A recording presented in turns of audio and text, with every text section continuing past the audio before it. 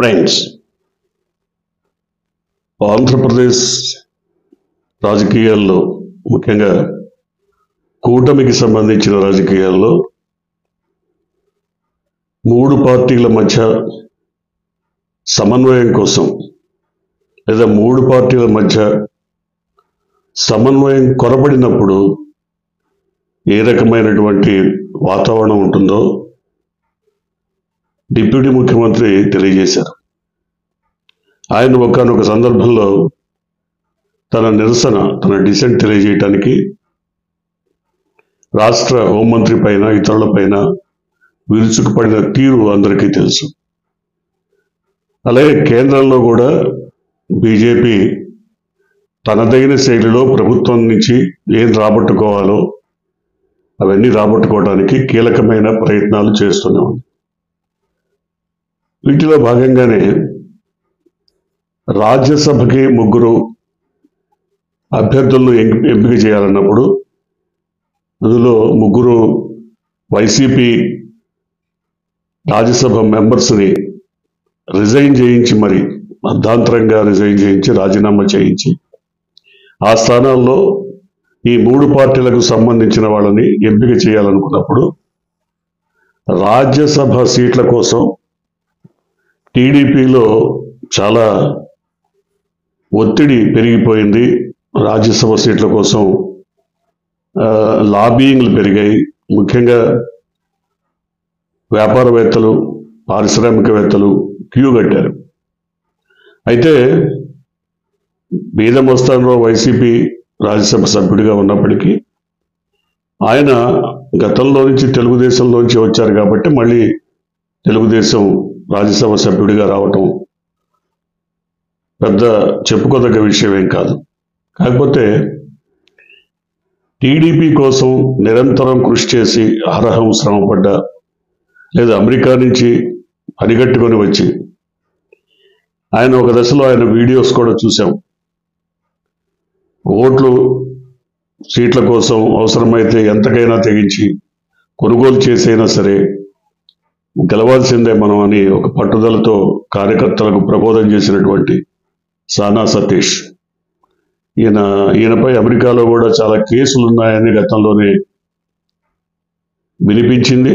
అయితే వాటన్నిటికీ సంబంధించి సరైనటువంటి ఆధారాలు మీడియాలో రాలేదు. సో అరకొరగా వచ్చిన వార్తలను పట్టుకొని చెప్పలేము.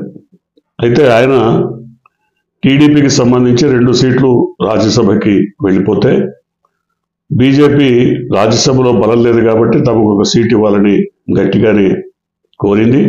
ఆ మేరకు వైసీపీ రాజ్యసభ సభ్యుడిగా ఉన్నటువంటి ఆర్ కృష్ణయ్య బీసీ సంఘాల నాయకుడిని రాజీనామా చేయించి ఇప్పుడు బీజేపీ తరఫున పోటీ చేయిస్తున్నారు.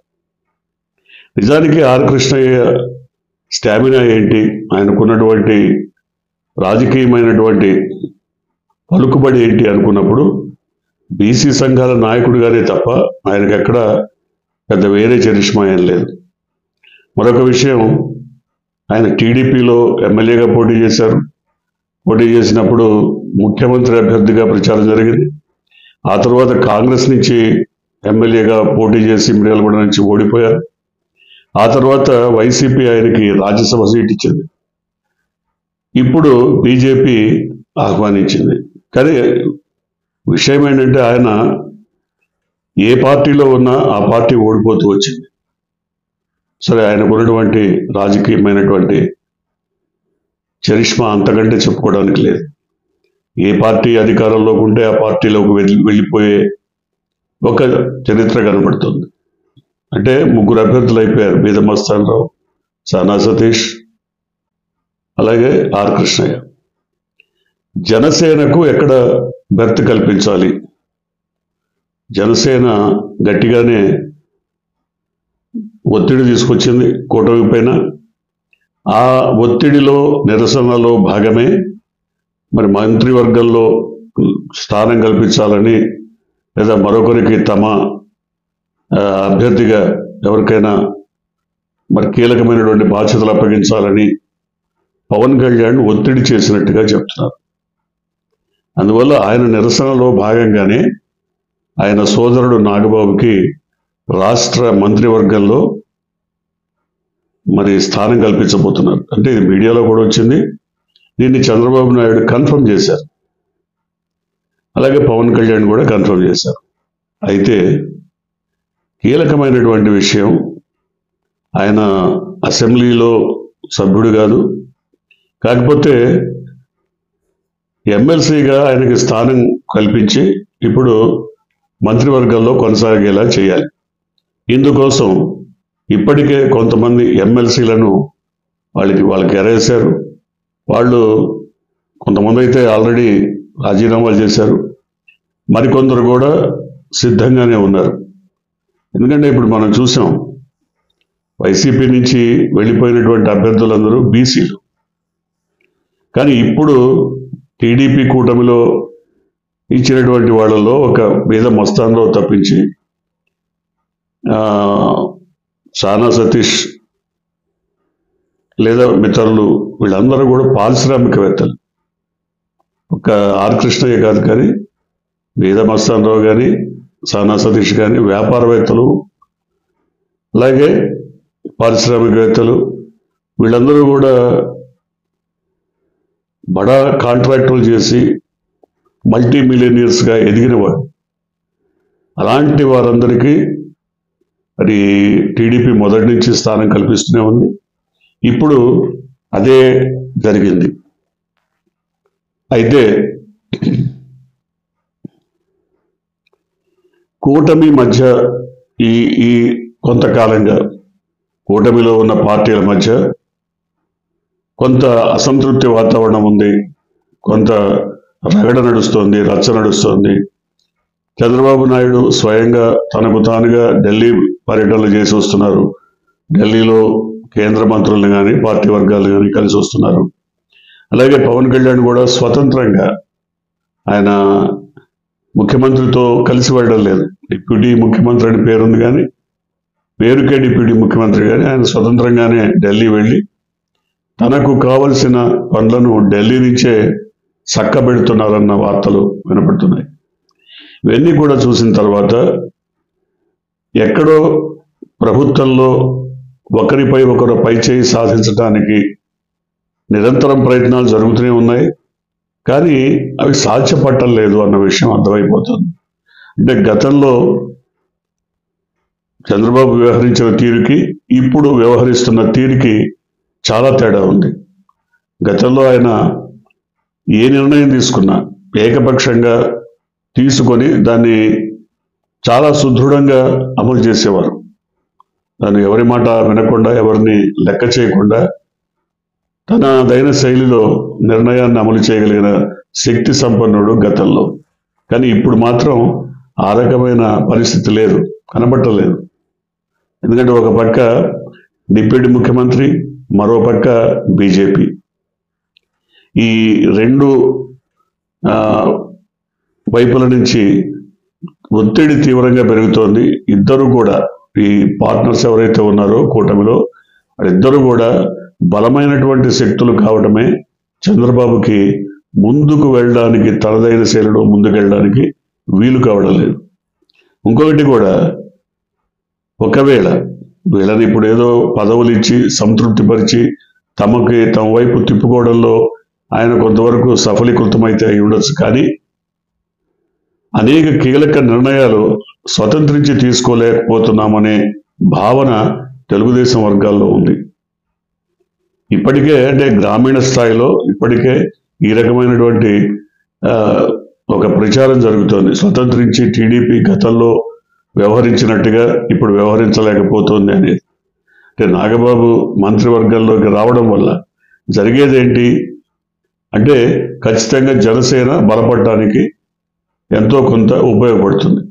ఆయన ఏ శాఖ ఇచ్చినా, ఆయనకి ఏ రకమైనటువంటి శాఖ ఇచ్చినా పెద్ద డిఫరెన్స్ ఏం లేదు, కానీ ఏదైనా కొంత పవన్ కళ్యాణ్కి బలం చేకూరుతుంది, పార్టీగా జనసేనకు కూడా బలం చేకూరేటువంటి అవకాశం ఉంది. అయితే ఉమ్మడిగా బీజేపీ జనసేన బలపడితే మాత్రం టీడీపీకి దెబ్బ ఖచ్చితంగా తగులుతుంది. ఖచ్చితంగా టీడీపీకి దెబ్బ తగిలేటువంటి అవకాశం ఉంది. అందువల్ల ఇప్పటికైతే కూటమి సంప్రదాయాలను అనుసరించి కూటమి తనదైన శైలిలో ముందుకు సాగుతోంది. చూడాలి ఇక ముందైనా ఈ సంప్రదాయం కొనసాగుతుందా, లేదా కూటమికి బీటలు వారి ఎక్కడికక్కడ తమదైన శైలిలో రచ్చకి ఎక్కే పరిస్థితి ఉంటుందా? ఎందుకంటే ఇప్పటి వరకు చూస్తే ఖచ్చితంగా జనసేన అధినేత మాత్రం చంద్రబాబు నాయకత్వాన్ని బహిరంగంగా విమర్శించట్లేదు, బహిరంగంగా ఎక్కడ ఆయన నాయకత్వాన్ని కాదండలేదు. కానీ కొన్ని సందర్భాల్లో తన వర్షన్ వినలేదు అనుకున్నప్పుడు కానీ, లేదా తనకు అన్యాయం జరుగుతుంది అనుకున్నప్పుడు కానీ, లేదా తన మాట నెగ్గించుకోవాలి అనుకున్నప్పుడు కానీ ఆయన బహిరంగంగా కొన్ని ప్రకటనలు చేస్తున్నారు, కొంత ప్రచారం తీసుకుంటున్నారు. మనం చూసాం, హోంమంత్రి విషయంలో తీసుకున్నారు, అట్లాగే కాకినాడ పోర్టు విషయంలో కూడా స్వతంత్రించి కొన్ని వ్యాఖ్యానాలు చేశారు, అలాగే లడ్డూ విషయంలో. అయితే వీటన్నిటి వెనక చంద్రబాబు ప్రోద్బలం ప్రోత్సాహం ఉందన్న విషయాన్ని మరి ఆ పార్టీ చెప్తున్నప్పటికీ, ఏది ఏమైనా ఒక పక్క తరుముకొస్తున్నటువంటి ప్రజా అసంతృప్తిని ఎదుర్కోవాలంటే ఏం చెయ్యాలన్నది ఇప్పుడు కూటమి ప్రభుత్వం ముందున్నటువంటి ప్రశ్న. కాబట్టి ఈ పదవుల పందేరం, ఈ జాతర అయిపోతే కూటమి ప్రభుత్వం వైసీపీని ఎదుర్కోవాల్సినటువంటి పరిస్థితి రాబోతోంది. ఖచ్చితంగా వైసీపీని ఎదుర్కోవాలంటే పవన్ కళ్యాణ్ కానీ ఆయన సోదరుడు కానీ రంగంలోకి దిగుతారన్న ప్రచారం కూడా ఉంది. కూటమి నాయకులుగా వాళ్ళంతా రంగంలో దిగుతారని. ఇప్పటికే గతంలో అంటే ఎన్నికలకు ముందు టీడీపీ తరఫున తెర మీద కనపడ్డ అనేక మంది నాయకులంతా తెరమరుగు అయిపోయారు. వాళ్ళు ఎవరు ఇప్పుడు కనపడలేదు. ఇప్పుడు ఎక్కడ చూసినా జనసేన తన ఆధిక్యతను కనబరుస్తోంది. ఎక్కడ చూసినా జనసేన నాయకుడే మీడియాలో వార్తలుగా కనబడుతున్నారు. కాబట్టి ఇక ముందు కూడా ఈ పరిస్థితి కొనసాగేటువంటి అవకాశం తప్పకుండా కనబడుతుంది. ఎందుకంటే పవన్ కళ్యాణ్కి తోడుగా ఆయన సోదరుడు కూడా రంగంలోకి రాబోతున్నారు. కాబట్టి ఒక మంత్రిగా, రాష్ట్ర మంత్రిగా ఆయన తనదైన శైలిలో ప్రతిపక్షం పైన విరుచుకుపడేటువంటి అవకాశం ఉంది. చూడాలి, రాష్ట్ర రాజకీయాలు సరికొత్తగా మారబోతున్నాయనేది ఈ రకమైన ఎంపికల ద్వారా అర్థమవుతోంది. ఏం జరగబోతుందో చూద్దాం.